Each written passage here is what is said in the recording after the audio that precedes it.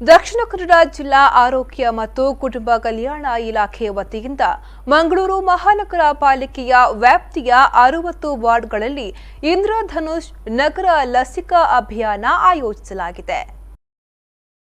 ಮಂಗಳೂರಿನ ಜಿಲ್ಲಾ ಆರೋಗ್ಯಾಧಿಕಾರಿ ಕಚೇರಿಯಲ್ಲಿ ನಡೆದ ಮಾಧ್ಯಮಗೋಷ್ಠಿಯಲ್ಲಿ ಜಿಲ್ಲಾ ಆರೋಗ್ಯಾಧಿಕಾರಿ ಡಾ ರಾಮಕೃಷ್ಣ ರಾವ್ ಮಾತನಾಡಿ, ಜುಲೈ 16, 17, 18 ಮತ್ತು 20ರ ತನಕ, ಆಗಸ್ಟ್ 13, 14, 17, 18ರವರೆಗೆ ಹಾಗೂ ಸೆಪ್ಟೆಂಬರ್ 10, 11, 14, 15ರ ತನಕ ಇಂದ್ರಧನುಷ್ ನಗರ ಲಸಿಕಾ ಅಭಿಯಾನ ನಡೆಯಲಿದೆ. ಇದರ ಉದ್ಘಾಟನಾ ಸಮಾರಂಭವು ಜುಲೈ 16ರಂದು ಜಪ್ಪುವಿನಲ್ಲಿರುವ ಪ್ರಾಥಮಿಕ ಆರೋಗ್ಯ ಕೇಂದ್ರದಲ್ಲಿ ನಡೆಯಲಿದೆ ಎಂದು ತಿಳಿಸಿದರು. ಜುಲೈಯಲ್ಲಿ 16, 17, 18 ಮತ್ತು 20 ಸೋಮವಾರ, ಮಂಗಳವಾರ, ಬುಧವಾರ ಮತ್ತು ಶುಕ್ರವಾರ, ಗುರುವಾರ ಎಲ್ಲರಿಗೂ ತಿಳಿದ ಹಾಗೆ ಪ್ರತಿ ಗುರುವಾರ ನಮ್ಮ ರುಟೀನ್ ಇಮ್ಯುನೈಸೇಷನ್ ನಡೀತದೆ. ಸುಮಾರು 4 ಗುರುವಾರಗಳು, ಅದರಿಂದ 12 ತಿಂಗಳ ಲೆಕ್ಕಾಚಾರಕ್ಕೆ ಸುಮಾರು 48ರಿಂದ 50 ಗುರುವಾರಗಳಲ್ಲಿ ನಮ್ಮ ವ್ಯಾಕ್ಸಿನೇಷನ್ಗಳಾಗ್ತದೆ. ಆಗಸ್ಟ್ 13, 14, 17 ಮತ್ತು 18ರಂದು ಈ ಕಾರ್ಯಕ್ರಮವನ್ನು 2ನೇ ಸುತ್ತಾಗಿ ನಾವು ಹಮ್ಮಿಕೊಂಡಿದ್ದೇವೆ.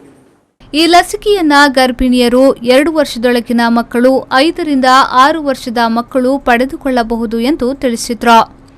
ಜಿಲ್ಲಾ ಆರ್ಸಿಎಚ್ ಅಧಿಕಾರಿ ಡಾ ಅಶೋಕ್ ಎಚ್ ಮಾತನಾಡಿ, ರಾಜ್ಯದ 11 ಮಹಾನಗರ ಪಾಲಿಕೆ ಹಾಗೂ ನಗರ ಪಾಲಿಕೆಯಲ್ಲಿ ಲಸಿಕಾ ಕಾರ್ಯಕ್ರಮವನ್ನು ಆಯೋಜಿಸಲಾಗುತ್ತಿದೆ.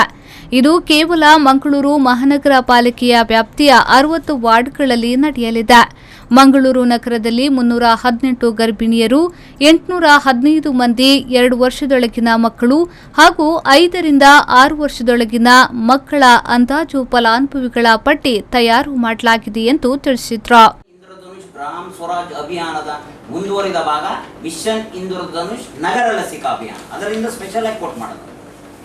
ಹಾಗಾಗಿ ನಮ್ಮಲ್ಲಿ ಇದು 60 ವಾರ್ಡ್ಗೆ ಸೀಮಿತ ಆಗಿದೆ. ಸರ್ ಹೇಳಿದಾಗ 60 ವಾರ್ಡ್ಗೆ 5,24,567 ಪಾಪ್ಯುಲೇಷನ್ ಅಲ್ಲಿ 1,20,874 ಹೌಸ್ ಹೋಲ್ಡ್ಗೆ ಸೀಮಿತವಾಗಿ ಹೆಡ್ ಕೌಂಟ್ ಮಾಡಿದೆ.